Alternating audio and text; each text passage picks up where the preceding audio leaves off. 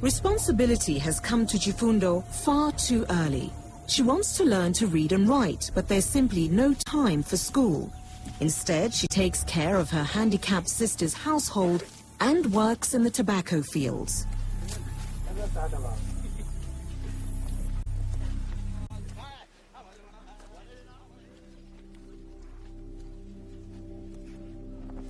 Child labour isn't just a tobacco industry problem, it's fueled by poverty. Impoverished people become desperate, and for parents, child labour is about the balance between responsibility for one's children and survival. Malawi law is clear on child labour, but it's not the law that's in question, but rather how it's applied. So far, we have, last year, the year ending December, we have prosecuted almost 600, close to 600 people. Well, I would say that there are some people that have been prosecuted. We're talking about 600, but the children that are estimated to be working in the industry are close to 500,000. So 600 is nothing compared to 500,000. And these are children that are working through and through the year. So what I'm saying, there is something that is being done. It is very, very small. That is for a fact. You know, what I would rather want to see is maybe the government putting pressure on the industry, you know, to contribute more towards the elimination of child labor.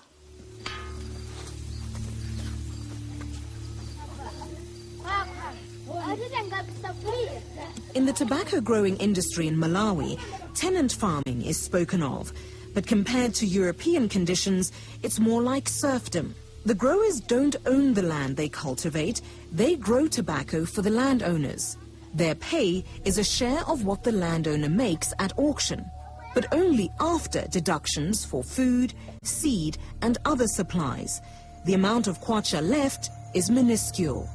What is less talked about is the unspoken preference for families with children, whose labor has become a necessity.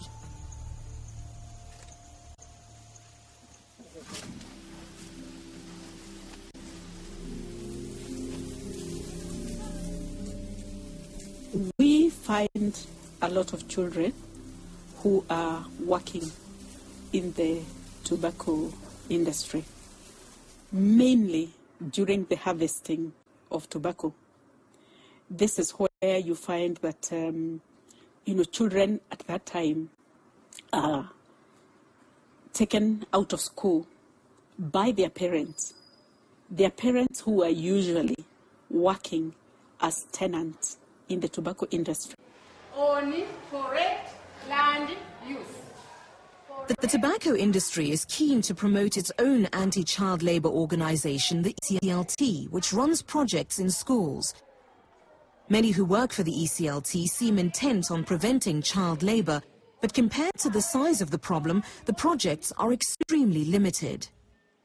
You say you've played your part by building a school. Surely you can do more than that. We can do more than that, but I think you also have to understand the social and economic situation of Malawi. You alluded to say, in terms of poverty, most of these kids cannot go to school in their empty stomach, and most of them, they also need to work for them to survive. All along, we are saying that our farmers do employ the adults. In the context of the children being assisting their parents. If they're employed, that's a different case. But if they're assisting their parents, do you still say that's child labor? Now, there's a lot of lip service about it, programs encouraging to build schools.